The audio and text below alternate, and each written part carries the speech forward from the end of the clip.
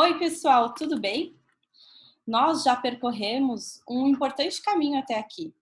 Nós aprendemos a respeito de como elaborar a introdução do texto dissertativo argumentativo, como fazer a sua contextualização, apresentação do tema, como conectar essa contextualização com a tese dessa redação, como elaborar uma tese A e B. Vimos também a estrutura do parágrafo de desenvolvimento, que é um parágrafo que apresenta 4 períodos, com tópico frasal, argumento 1, argumento 2 e a conclusão do parágrafo. Vimos que no D2 essa estrutura se repete e que muitas vezes nós deixamos de lado a conclusão do parágrafo para podermos investir mais na conclusão da redação. Vimos também que a conclusão da redação ela pode ser no estilo para a prova do Enem ou no estilo para concursos e vestibulares. O que difere nessas duas situações é que quando eu penso no Enem, eu preciso responder as 5 perguntas. Quem vai realizar a ação? Como vai realizar essa ação? Com os detalhamentos, a finalidade da realização dessa ação, os meios de execução e o que você espera encontrar depois que essa ação for colocada em prática. Então, você vai respondendo esses questionamentos.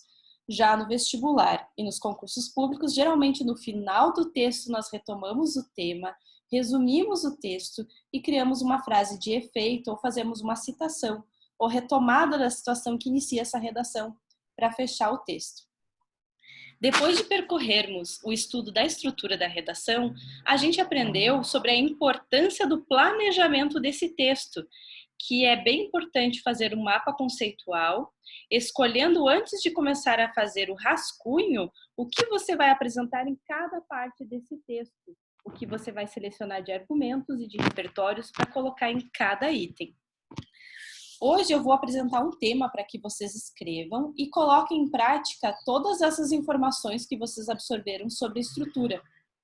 Mas, antes ainda de apresentar esse tema para vocês, eu gostaria de incrementar as nossas aulas de estrutura falando sobre 7 teses fundamentais que podem te ajudar a construir a introdução, principalmente sobre aqueles temas em que você não se sente muito seguro e parece que você não tem muitos argumentos sobre aquele assunto.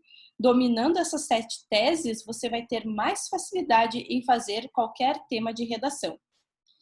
Hoje é dia 23 de 2 de 2022 que eu estou gravando essa aula. Hoje, dia 23 não, desculpa, dia 24. Estamos numa quinta-feira. Hoje foi um dia bastante perturbador, um dia diferente que provavelmente vai ficar para a história. Então eu gostaria também de deixar registrado nessa gravação. Já foram vários dias históricos que nós tivemos aulas gravadas de redação desde que começou a pandemia, mas hoje outro motivo triste. Depois de ficarmos 2 anos lutando contra um vírus mortal, tentando salvar a humanidade dessa ameaça, nos vemos então frente a um conflito que pode tomar proporções mundiais. Hoje, então, a Rússia começou a atacar a Ucrânia. Nosso tema de redação da semana, ele vai dialogar com essa temática de alguma forma, não é especificamente sobre isso, mas vai ter alguns pontos de encontro. Então, para a gente deixar registrado esse dia, infelizmente, esse dia histórico que estamos vivendo. Vou compartilhar aqui a minha tela para a gente poder, então, conhecer esse recurso, que são as 7 teses fundamentais para se fazer uma boa introdução. Recapitulando, então, o papel da introdução. A introdução é o primeiro parágrafo da redação no qual você vai utilizar no primeiro período alguma referência, algo do seu repertório sociocultural. Você poderá citar um livro, um seriado, um filme, apresentar uma citação direta, apresentar algo do seu conhecimento prévio que de alguma forma exemplifique, contextualize e apresente e ajude você a apresentar o tema dessa redação. Essa primeira parte se chama contextualização. É o chapéu da redação em que você vai tentar também motivar o leitor do texto a continuar a leitura com bons olhos para o seu texto, já tentando obter um bom resultado, uma boa nota. A segunda parte da introdução é em que você constitui a tese A e B. Nessa tese, você cria uma espécie de roteiro que vai permear a construção de toda a sua redação. É na tese A e B que você escolhe os 2 principais argumentos que serão desenvolvidos dentro desse texto. A maneira mais fácil de a gente elaborar uma redação, um texto dissertativo argumentativo, é você analisar aquele problema que está sendo apresentado e refletir o que levou ao estabelecimento desse problema, quais são as causas desse problema. E você pode fazer uma redação apenas explorando essas causas do problema. Caso a proposta de redação não especifique, não oriente um percurso argumentativo diferente, essa pode ser uma estratégia muito válida, trabalhar as duas principais causas do problema. Outra divisão muito válida é você dividir essa tese em causas e consequências. Se você optar dessa forma, fazer dessa forma, dessa maneira, você pode criar uma frase que tem uma estrutura mais ou menos assim: um elemento de coesão, um verbo de ligação, um adjetivo ou um advérbio, e a apresentação de uma expressão que gere a ideia de causas e a apresentação de uma expressão que gera a ideia de consequências. Isso eu passei lá na aula de introdução. Seria uma estrutura mais ou menos assim. Desse modo, é fundamental analisarmos a gênese dessa problemática, e aí você pode retomar o problema e as consequências que advêm dela. E você pode substituir a palavra causas e a palavra consequências por vários sinônimos que eu apresentei na aula de introdução. Hoje, então, eu vou te mostrar a tese dos desesperados. Como assim? Se você chegou no momento de escrever sua redação no concurso público, no vestibular ou no Enem, e você não sabe muito sobre aquele assunto, é interessante que você conheça as 7 teses fundamentais. São 7 causas que geram a maioria dos problemas sociais, econômicos, comportamentais que nós temos na sociedade hoje, que nós enfrentamos na nossa sociedade. Como a grande maioria dos temas de redação são problemas, são situações problemáticas do nosso cotidiano, essas 7 causas vão poder explicar bem quase todos os fenômenos. Tá?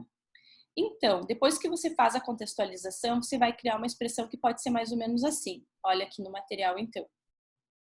Essa situação, remetendo ao problema da redação, ou então, essa problemática, esse contexto, essa mazela, tem origem ou é oriunda de, tem como gênese, 2 pontos. E aí você pode apresentar 2 dessas 7 teses fundamentais, explicando, esmiuçando uma dessas teses, ou as 2 teses, correlacionando com o tema.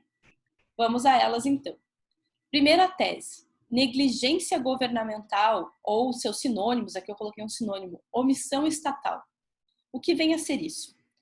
A grande maioria dos problemas, principalmente no âmbito nacional, no âmbito brasileiro, os temas que caem no Enem, por exemplo, eles estão correlacionados a essa negligência governamental, que quer dizer o quê? O governo não atua de uma maneira assertiva e efetiva sobre aquele problema que geralmente é um problema crônico na sociedade, ou é violência, ou algum tipo de preconceito, algum tipo de conduta que seja antiética, imoral, algum problema de infraestrutura, tá? como, por exemplo, mobilidade urbana, é total negligência do Estado. Então, a gente pode colocar essa tese, pode até exemplificar melhor a tese, explicar ela um pouquinho melhor, e esse é o item A, pode ser o item A da sua redação, ou o item B. Então, pense que a grande maioria dos problemas, eles nascem, principalmente na sociedade brasileira, por essa falta de eficiência, essa ineficácia do governo em relação àquela problemática. Então, essa é a primeira tese fundamental, omissão estatal. Segunda tese fundamental, que está correlacionada à primeira, que é a falta de investimento em educação, ou você pode colocar de uma maneira mais ampla, mais genérica, uma educação ineficiente, principalmente no âmbito nacional. Aí você pode esmiuçar essa educação ineficiente de várias formas. Essa educação que não é eficaz, ela vai gerar vários problemas que vão desde questões comportamentais, questões de saúde, questões culturais. Quase todos os problemas, brasileiros ou não, podem ser explicados por uma educação que não é assertiva e funcional dentro daquele aspecto. E pode ser coisas bem pontuais, bem específicas mesmo. Por exemplo, se eu falar sobre os problemas de saúde e os problemas sociais que advêm da obesidade entre os adolescentes, digamos, seja bem específico assim. Aí você pega lá, tese A, omissão estatal. Não há um programa de reabilitação das pessoas que estão em uma situação de obesidade, não há investimento público em campanhas de alerta sobre essa problemática, e você aborda todo um parágrafo de desenvolvimento a partir dessa tese A, que é a negligência estatal, e pode abordar todo o segundo parágrafo de desenvolvimento sobre a educação, que não ensina as pessoas a se alimentar adequadamente, a compreender a pirâmide alimentar, a ter bons hábitos alimentares, a escola que não tem uma cantina que apresenta uma alimentação adequada. Está feita a redação. A terceira tese fundamental é a indiferença social. O que vem a ser isso, tá? Quando a sociedade como um todo não vê, não considera uma situação problemática, ela não faz esforços para solucionar aquele problema. Essa indiferença social, ela nasce principalmente da falta de solidariedade, a falta de compaixão, o egocentrismo das pessoas, que não conseguem ver a dor do próximo, não têm compaixão em relação aos problemas que não lhe afetam diretamente. Então, a indiferença social é uma tese estratégica que geralmente está relacionada a problemas que atingem a minoria. Por exemplo, o avanço da fome no Brasil na atualidade.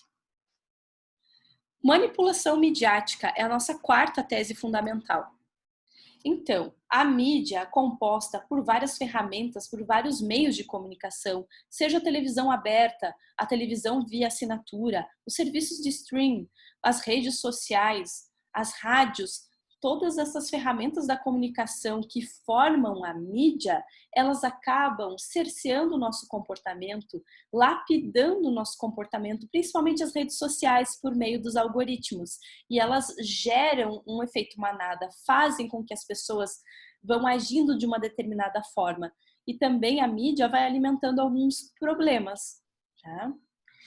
Por que a mídia age dessa forma? Geralmente há um interesse econômico por trás. Se quer influenciar os comportamentos humanos para se ganhar algo com isso. Por exemplo, é bem resultado da manipulação midiática problemas relacionados à visão que as pessoas têm sobre o próprio corpo, a busca sobre um corpo perfeito, a pessoas se submetendo a procedimentos estéticos desnecessários, óbitos que ocorrem por pessoas procurarem profissionais que não estão preparados para desenvolver algumas técnicas cirúrgicas. Então, isso é alimentado pela mídia. E por que a mídia faz isso? Que é para criar um mercado consumidor, né? Para gerar essas pessoas dependentes desse estereótipo de beleza, de estética. Então, essa quarta tese fundamental, ela serve para explicar muita coisa, muitos comportamentos. A quinta tese fundamental é a falta de representatividade política. Já é uma tese um pouquinho mais sofisticada, dá um pouquinho mais de trabalho para compreender. O que seria representatividade política? Bom, nós temos uma base de pirâmide social que é composta pela sociedade civil, organizada ou não. Somos todos nós, os cidadãos. E essa massa populacional, ela tem várias divisões. Nós somos divididos em homens, mulheres, crianças, idosos, negros, brancos, pardos, imigrantes, comunidade LGBTQ+, e cada parcela da população tem suas demandas específicas, precisa ter direitos específicos que conversem com suas necessidades próprias. Mas nem todas as parcelas da população são representadas politicamente, não tem uma representatividade concreta, proporcional ou não, dentro do sistema que rege o nosso governo. Né? Nós não temos, às vezes, senadores, não temos deputados, não temos sequer prefeitos que advoguem determinadas causas. Isso é falta de representatividade política. Então, quando uma mulher negra não é representada politicamente, é claro que suas demandas e seus direitos vão ficando de lado e ela vê a sua realidade cada vez mais pressionada e mais dificultada por falta de representatividade política. Essa tese fundamental dá um pouquinho mais de trabalho para desenvolver dentro das redações, mas também explica muita coisa. Capitalismo vigente. Não me briguem, não me matem. NAPRO não é comunista, não é nada disso. mas sim, o nosso sistema vigente, esse capitalismo tardio, ele é problemático, assim como foram problemáticos todas as outras tentativas de organização econômica, social e cultural. Mas ele gera um sistema de exploração que acaba trazendo alguns danos. Traz benefícios, sim, mas traz alguns danos inerentes à exploração do trabalho, inerentes às relações de poder que acontecem dentro da sociedade. E alguns problemas que às vezes a gente nem percebe que estão correlacionados ao capitalismo vigente, como a devastação ambiental, assim, a gente precisa pensar um pouquinho mais para fazer essas pontes, essas relações, ou a questão da utilização dos animais em pesquisa, a questão até dos direitos dos animais está muito correlacionada ao capitalismo vigente. Porque como nós precisamos a produção de produzir cada vez mais e criar novos produtos, esses produtos precisam ser testados para trazer uma segurança biológica, uma segurança para os homens, para quem vai consumir esses produtos. Isso acaba trazendo um sofrimento animal muito grande. Então, é uma pressão capitalista pelo lucro, pela produção de riqueza, pela movimentação econômica que traz esse problema que é o desrespeito a alguns direitos dos animais. Interesses econômicos. Então, os interesses econômicos, eles pressionam muito a nossa política, eles pressionam muito o comportamento dos grandes empresários, das grandes indústrias, e eles também podem gerar problemas, os mais gerais aos mais específicos, problemas que nós enfrentamos, como problemas ambientais, problemas de violência, problemas relacionados até, por exemplo, ao uso de agrotóxicos em grande escala, certo? Então, aqui, pessoal, foi uma tentativa de trazer para vocês algumas principais causas que geram problemas que nós enfrentamos no nosso dia a dia e que nós precisamos abordar nas nossas redações.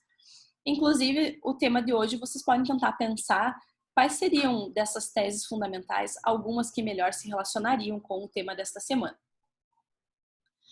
Bom, qual é o tema que você precisa escrever essa semana? Você vai elaborar um texto dissertativo argumentativo sobre o avanço do neonazismo na contemporaneidade. Por que surgiu essa problemática, esse tema? Então, há alguns dias nós tivemos o caso lá do influencer, do youtuber, do Monark, não sei se é assim que fala o nome dele. Enfim, que começou a ficar mais presente nas mídias, mas isso já vem acontecendo há um bom tempo. Várias personalidades, assim, geraram polêmica em relação a essa temática. E ele defendeu, então, a existência de um partido nazista. Isso gerou uma polêmica bem ampla sobre muitas pessoas que advogam assim a existência de uma ideologia nazista mesmo na contemporaneidade. Então, para a gente compreender melhor essa temática, eu sugeri algumas leituras. A primeira leitura é Um Caminho para o Ódio, Cyberespaço e o Crescimento da Extrema-Direita, do jornal Le Monde.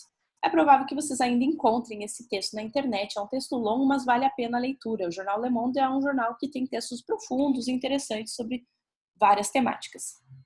Aqui nós temos uma causa que eu não coloquei nas causas essenciais, mas que também gera muitos problemas na atualidade, mas que eu acho ela um pouco mais específica, que é...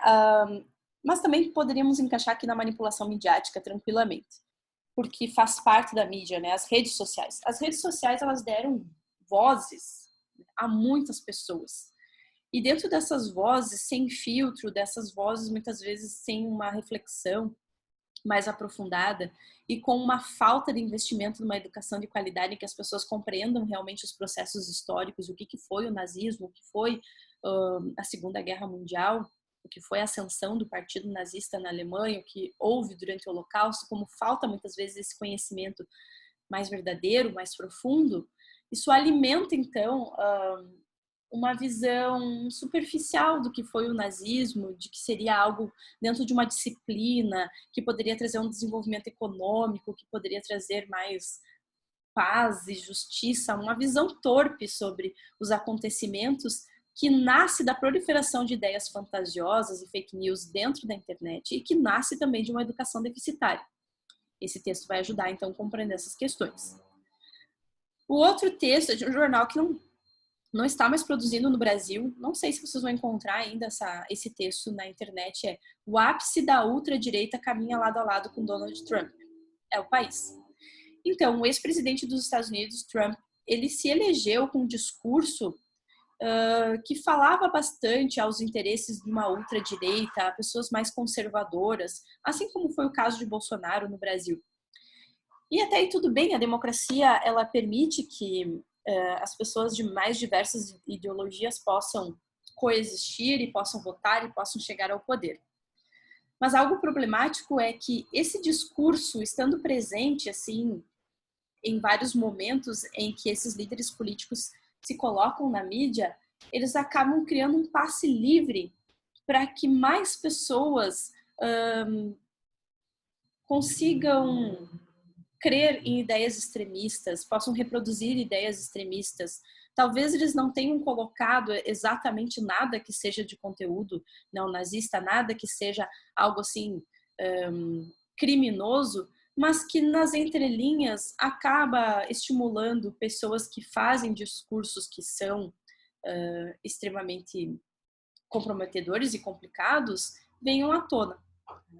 Lembra até do fato do ministro da Educação, acho que foi da Educação, da Cultura não era porque a pasta estava fechada. Agora eu não recordo do ministro do que era, que ele fez aquele discurso imitando e usando, fazendo uma paráfrase de um discurso nazista. Vocês lembram que aconteceu isso? No governo do Bolsonaro, né? Aqui do Brasil aconteceu. Ele foi até afastado, enfim. Então, quando nós temos líderes que têm um discurso mais conservador e mais de ultradireita, isso parece que abre as porteiras para que as pessoas se sintam mais confortáveis para externalizar ideias como essa ideia que a web celebridade aqui defendeu, que seria a existência de um partido nazista. Vocabulário. Coloquei algumas palavras para vocês tentarem introduzir na redação de vocês, deixar essa redação com um vocabulário mais interessante. Discurso de ódio, supremacistas brancos. Tá? O que é um supremacista branco? É uma pessoa que advoga o neonazismo na atualidade, que acha que o nazismo é ok, que os brancos são realmente superiores aos negros, aos pardos, aos ciganos, etc. Extrema-direita, ideologias radicais, e essa palavra que eu gosto muito, recrudescimento. Recrudescimento significa piora, mas num sentido bem negativo.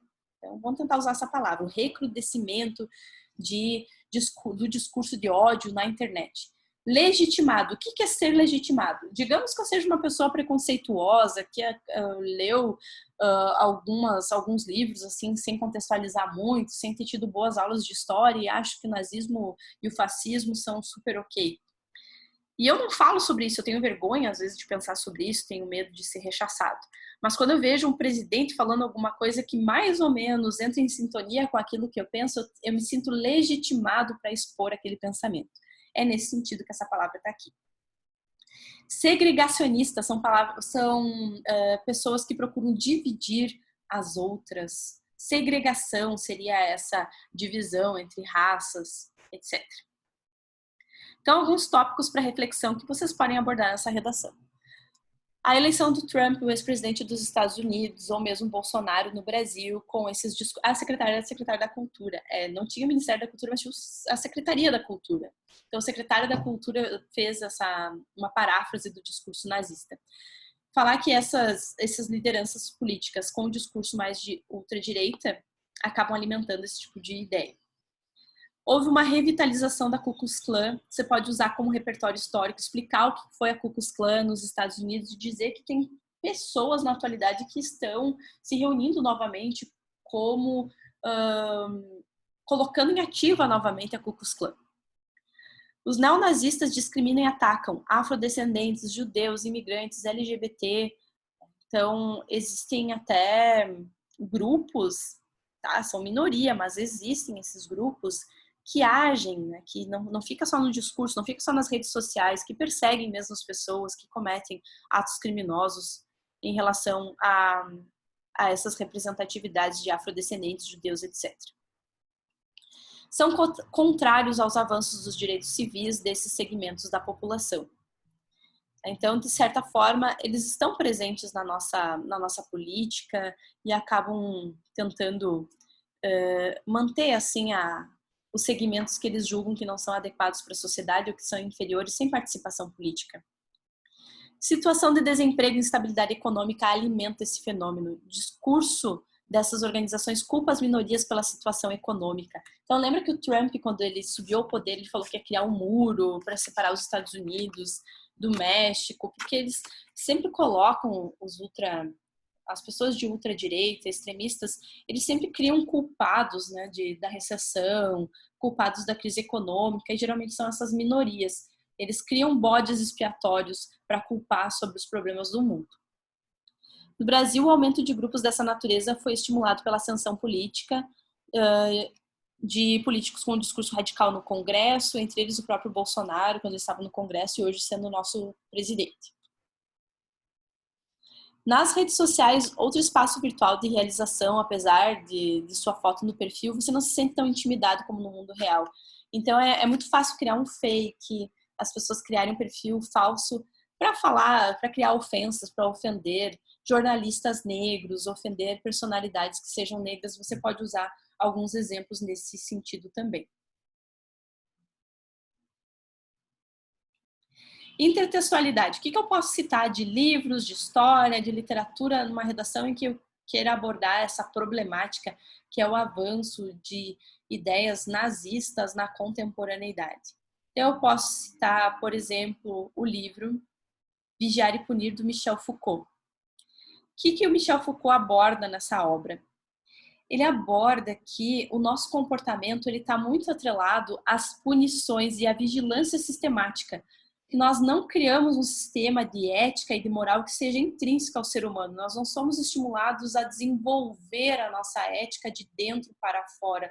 Nós sempre somos obrigados, de certa forma, a agir de uma maneira correta. Isso gera um grande problema, que é o que você é capaz de fazer quando ninguém está te vendo.